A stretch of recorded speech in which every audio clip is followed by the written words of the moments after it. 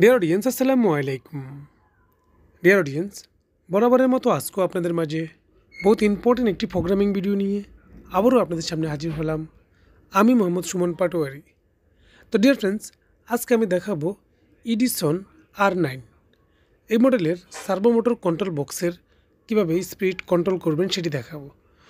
এই কন্ট্রোল বক্সটি বিভিন্ন মেশিনে ব্যবহার হয়ে থাকে, যেমন plain machine, overlock, flood lock বা বিভিন্ন ধরনের মেশিনে ব্যবহার হয়ে থাকে। তো এই মেশিনগুলোর এই সার্ভো মোটরগুলো আমাদের যখন যে মেশিনে ব্যবহার হয়ে থাকে তখন সেই মেশিনের প্রসেস অনুযায়ী অনেক সময় আমাদের স্পিডগুলো কন্ট্রোল করতে হয়। তো সেই স্পিডটাই কীভাবে কন্ট্রোল করবেন সেটি দেখাবো। তো ডিয়ার ফ্রেন্ডস, এই স্পিডটা আমরা যদি উপরে প্লাস এবং মাইনাস বাটন প্রেস করি তাহলে সেক্ষেত্রে আমাদের স্পিডটা শো করবে।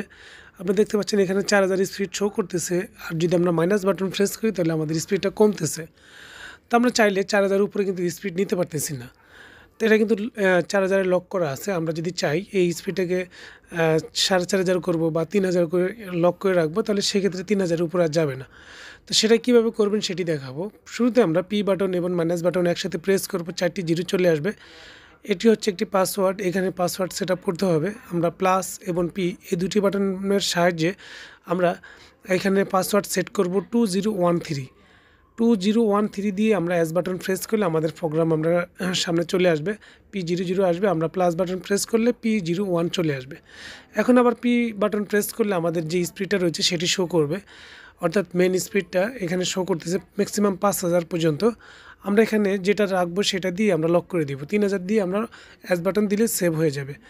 এখন আমরা যদি উপর থেকে স্পিডটা বাড়াতে যাই তাহলে সেক্ষেত্রে 3000 উপর আর স্পিড যাচ্ছে না। এই নিয়মে চাইলে আপনারা আপনাদের এই সার্ভো মোটর কন্ট্রোল বক্সটি স্পিড লক করে রাখতে পারেন। ভিডিওটি ভালো লাগলে অবশ্যই এটি লাইক করে দেবেন এবং শেয়ার করে দেবেন।